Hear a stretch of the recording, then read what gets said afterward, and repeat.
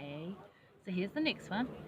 So if you keep reading about the seed and what Alma wants to do and finish stuff 32, you'll end up with, like, I don't know if you can see the beautiful lemon tree behind me. It's actually quite a small one, kind of like the one in our backyard, and yet it produces a lot of fruit, probably more than you'd ever think, for a tiny little tree. So if it's a good tree and you grow it well, then you keep fertilizing it and looking after it, you get really good fruit off it. So keep that in mind too when you're teaching your family or thinking about stuff. You want to mark some stuff here. I really like, I'm not going to talk about them, but I really like verses 35, 36, 37, because it's, or even to 38, because it talks about if you neglect it, talking about your testimony. So you've got to keep fertilizing it, so keep doing that. We're going to move on to chapter 33, and we're going to look at the teachings of Zenos. Now these are from, Alma says to them, because, you know, like, these people, he said, you're not reading the scriptures, because if you'd read the scriptures, you'd know you can pray anywhere. You don't need to be on the Remy Umpton. From, you know, if you remember from last week, you can pray anywhere. And he quotes, first he quotes Zenos, and he talks about, I think it's actually, Amalek talks about Zenoch, but it's Zenos, Zenoch, and Moses that gets quoted in this discussion. People watching me. So, yeah, but if you'd look at the scriptures, you'd know that you can pray anywhere. So he says, do you remember and have read what Zenos, the prophet of old, has said concerning prayer or worship?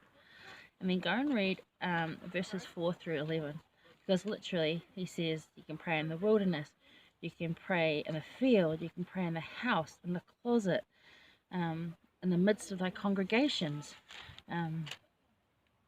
When I've been cast out, when I'm like downtrodden, in the midst of my afflictions. And one of the words I really like through all of this, because like we know now, as members of the church or indeed Christians, that we can pray anywhere. But to think about, you know, what if you were only restricted to praying at church on a Sunday? How would that feel for you?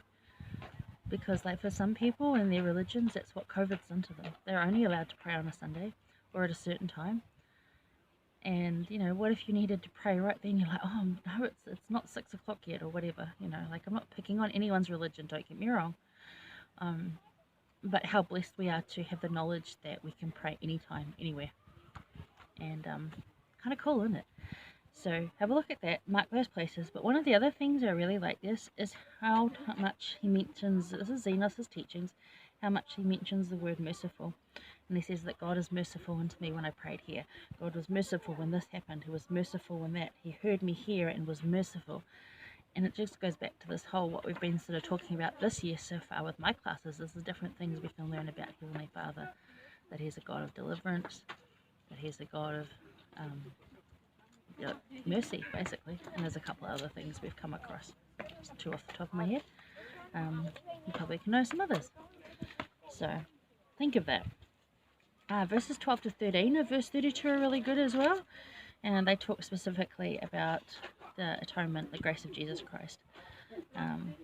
Alma again's quoting Zenos, but he just said that, you know, you won't turn me away because of Jesus Christ. So go look at those. And think about, as a question, and pose this to your friend, what blessings have come into your life because of prayer? Especially lately, I'm sure you've had some. What blessings have come to you because of prayer? Because you've been able to pray wherever. Because you've been able to pray, you know, like in a garden like this, where you've been able to pray when you've had a hard time, when you've been on the side of the road scared of something, when you were in the field, in the garden like this, when you were like in your own garden at home if you've got one, or on the balcony of your apartment, or you could pray, you know, in your bedroom, or you pray with your family. And like, what are those blessings? It's huge, right? This is my thoughts. I love that I can pray anywhere, because I've had prayer, just a quick little thing here because we don't want this to be too long.